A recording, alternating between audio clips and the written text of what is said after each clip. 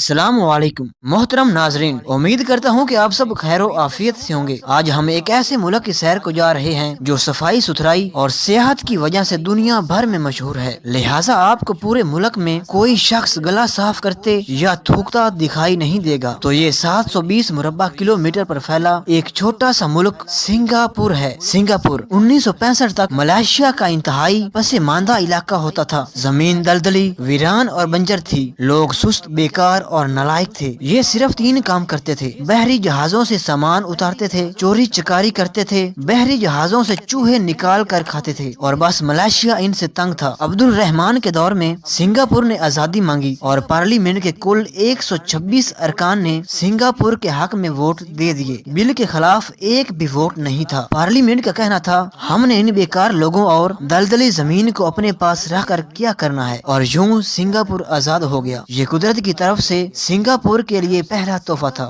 دوسرا تحفہ اللہ تعالیٰ نے اسے لی کوان یو کی شکل میں دیا۔ لی کوان سنگاپور کے وزیر اعظم بنے، اور اس شخص نے ان دلدلی زمینوں کا مقدر بدل کر رکھ دیا، اور 20 سال بعد 722 مربع کلومیٹر کی یہ اسٹیٹ دنیا کی کامیاب اور تیزی سے ترقی کرتی ریاست بن چکی تھی۔ اس میں امن بھی تھا، خوشحالی بھی، روزگار بھی، سرمایہ بھی اور مستقبل بھی۔ سنگاپور دنیا کا پہلا ملک تھا جس نے اقوام عالم کو بتایا، ملکوں کے لیے وسائل نہیں، قوت ارادی ضروری ہوتی ہے۔ ملکوں کو آبادی، ہنر مندی، رقبہ اور تیل بھی درکار نہیں ہوتا، ان میں بس آگے بڑھنے کا ارادہ ہونا چاہیے۔ لی کوان یو ایک پوری یونیورسٹی تھے۔ اس شخص نے 2 دہائیوں میں پوری قوم کو بدل کر رکھ دیا۔ پر کیسے؟ انہوں نے 5 اہم کام کیے۔ وزیر اعظم لی نے سب سے پہلے ملک میں امن قائم کر دیا، مذہب کو ذاتی مسئلہ بنا دیا۔ آپ مسلمان ہیں یا سکھ، عیسائی، بدھ یا ہندو، کسی کو کوئی غرض نہیں،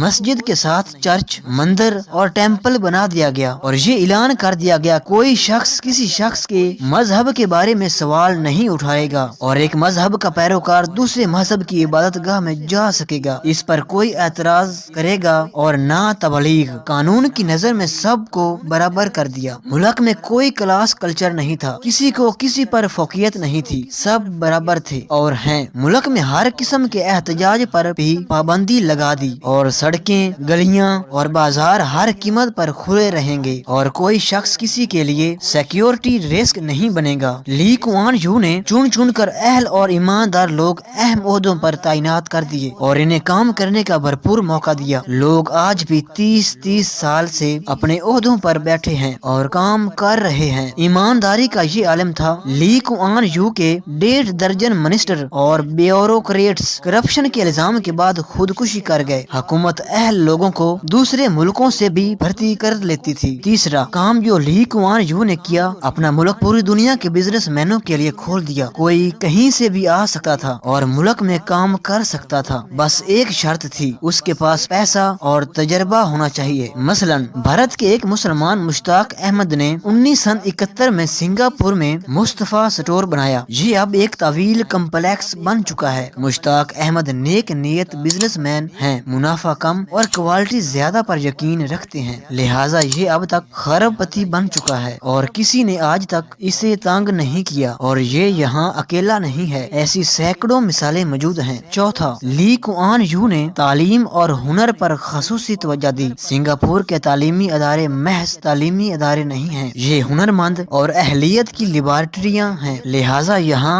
ایک طرف 96% لوگ تعلیم یافتہ ہیں، وہاں یہ ہنر مند بھی ہیں، یہ خود بھی کما رہے ہیں اور ملک کو بھی کما کر دے رہے ہیں۔ لی کوان یو نے پوری قوم کو تہذیب سکھا دی۔ اس کا آغاز شخصی صفائی سے کیا گیا، لوگوں کو ٹوائلٹ استعمال کرنے کا طریقہ سکھایا گیا، ملک میں مسلم شاور اور ٹوائلٹ پیپر لازمی قرار دے دیا، ہاتھوں کی صفائی کو قانون بنا دیا، تھوکنے پر پابندی لگا دی۔ سنگاپور دنیا کا واحد ملک ہے جس میں آج بھی آپ اگر کسی سڑک یا عوامی جگہ پر تھوکتے، پان کی پیک گراتے یا ناک صاف کرتے پکڑے جائیں تو آپ سیدھے جیل جائیں گے، لہٰذا آپ کو پورے ملک میں کوئی شخص گلا صاف کرتا یا تھو کرتا دکھائی نہیں دے گا۔ آپ یہ جان کر بھی حیران ہوں گے، اس پابندی کے بعد اب سنگاپور کے لوگوں میں تھوکنے کی خواہش ہی ختم ہو گئی ہے۔ مزید لی کوان یو کا خیال تھا، سگریٹ، پان اور چوئنگم گند پھیلاتے ہیں، لہٰذا اس نے ان پر بھی پابندی لگا دی۔ سنگاپور میں سگریٹ بہت مہنگا ہے اور پینے کے لیے